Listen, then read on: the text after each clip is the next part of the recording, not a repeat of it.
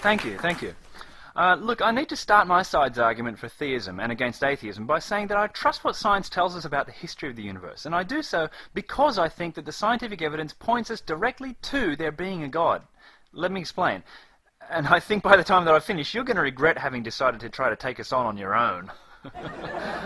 Anyway, let's start with the cosmological evidence. A lot of my theist friends reject the whole notion of the Big Bang as absurd, but I don't, because I accept the science and because it tells me that the universe had a beginning. And if that's the case, then it had to have had a beginner. Let's look at the incredible precision evident in that beginning.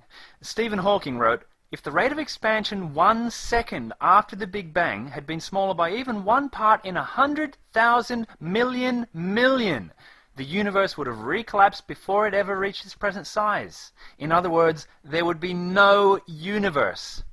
Furthermore, if the ratio of the electromagnetic force constant to the gravitational constant were greater by more than 1 part in 10 to the 40th power, then electromagnetism would dominate gravity, preventing the formation of stars and galaxies. And the further back in time we're able to see and measure, the closer we come to the big question. And that is, what caused the Big Bang to bang? Was the Big Bang a natural process? No! How could it be? Physicists from the time of Einstein have agreed that time, matter and space are co-relative. In other words, time, matter and space could not exist without each other. Without them, there's no nature. There's nothing. How then could the sudden explosion into existence of time, matter and space have come out of nature?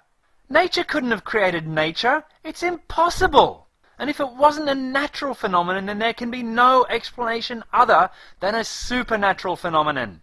But look, we can look closer to home. We don't need cosmology. Now think of DNA.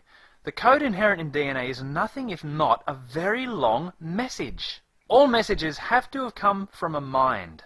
We now know that even the most basic form of life is packed with more information than 1,000 complete sets of Encyclopedia Britannica. And do you know which scientist said that? Richard Dawkins, the atheist! He admits it. He just won't admit that this is far too complex to have just sprung up, or even to have developed gradually by natural processes. And look, we haven't even gotten onto the topic of morality. Again, one of my colleagues is sure to go into more detail on this point later, but I'll just say that if there is no God, you can't say that anything is morally wrong, because you're just saying that your morality, and even your sense of reason and logic, are all based on nothing more than chemical reactions occurring in your brain. I'm sure it's obvious by now to everyone that even if we don't take the first few chapters of Genesis completely literally, that all of this incredible science proves beyond any doubt that the God of the Bible is real and is the creative designing force of the universe after all. So, atheist, if you'd like to just concede defeat, we'll understand, we'll be gracious. Perhaps we can all celebrate communion together, since the evidence I've presented has just proven that the Bible is true, and therefore that it must logically follow that Jesus was born of a virgin, and that he rose from the dead after being sacrificed as remission for our sins, and... Whoa, hold it there a second, won't you? Wait, just let me finish.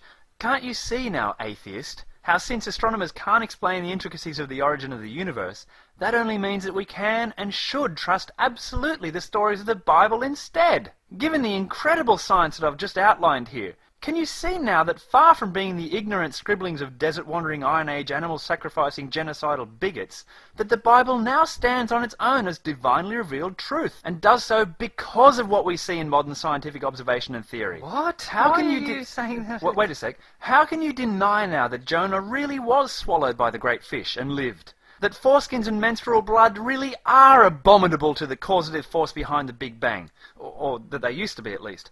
It's all true, see? Wait, hold on, really. I've got to stop you there. I know we're here to argue with the atheist, but why are you saying that the scientific evidence you outlined proves that your particular religion is true, and the Bible? Sorry, friend, but the evidence gives complete credibility to the Quran, not the Bible. Your entire argument was leading up to that exact point until he went off on that weird tangent right there at the end. What do you mean? Well, all the cosmological and teleological arguments that you cited support the Quranic view, that the universe had a creator who designed and fine-tuned it to accommodate life. Hold on. I get it. You're saying that the cosmological, teleological and moral case for there being a power outside of what's detectable through science supports the argument for one of those man-made, invented God characters. No. See, it supports Yahweh because he's real and wasn't invented by men. End of story. Glad we sorted that out. See? No, You're both wrong. Allah, Yahweh, rubbish.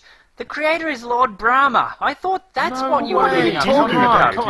Hey, when I was invited to argue against atheism, I just automatically assumed that you meant we were here to argue for the Egyptian god Amun. Because he's the true creator deity, not these other silly fairy tale mythology gods. What are you talking about? I don't understand where you're coming from. Did I not just explain the evidence? Just 1 second after the Big Bang, it all could have ended. The incredible precision of the gravitational force.